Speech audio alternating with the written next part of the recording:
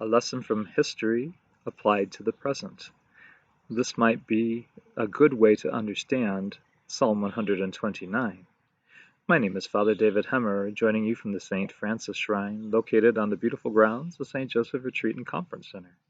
As we continue our at-home retreat, a journey to Jerusalem, a journey to the heavenly kingdom, looking at the Psalms of Ascent, we come to Psalm 129 and find the psalmist reflecting back on history.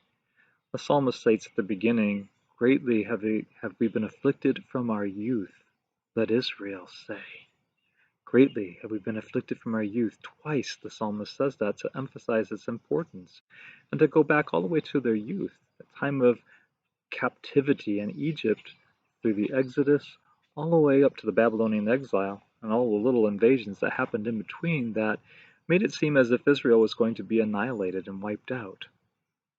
And to bring home that point of the intensity of those persecutions, the psalmist uses the image of a plowman plowing fields and made that seem as if that was those deep furrows being into the back of Israel itself. That's how intense that persecution felt.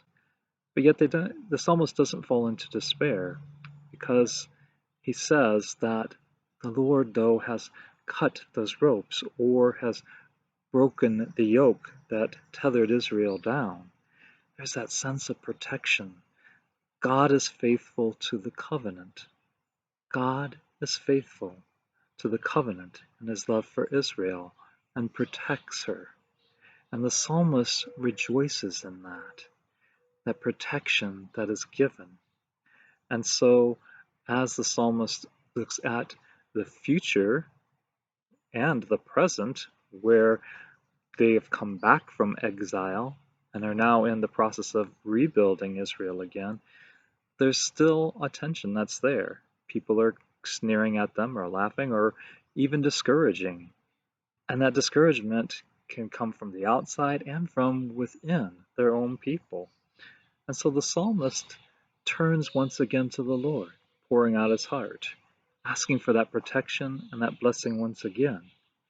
That blessing that might be likened to coming in with a good harvest. And as the harvesters were out in the fields, when people passed by, they would call forth a blessing. We see this in Ruth chapter 2, verse 4. May the Lord bless you. And they would respond back, may the Lord bless you from Zion.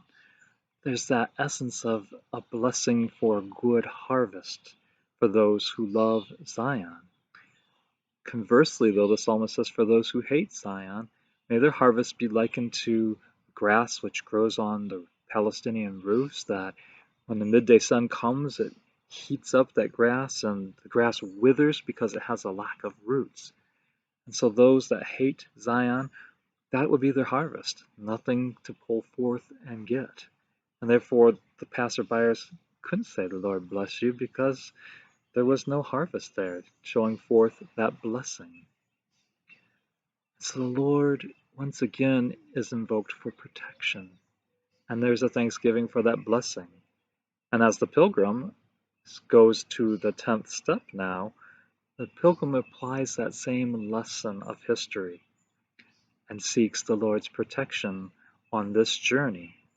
May the Lord continue to protect you on your journey to Jerusalem, and your journey to the heavenly kingdom as you study Psalm 129. May God bless you.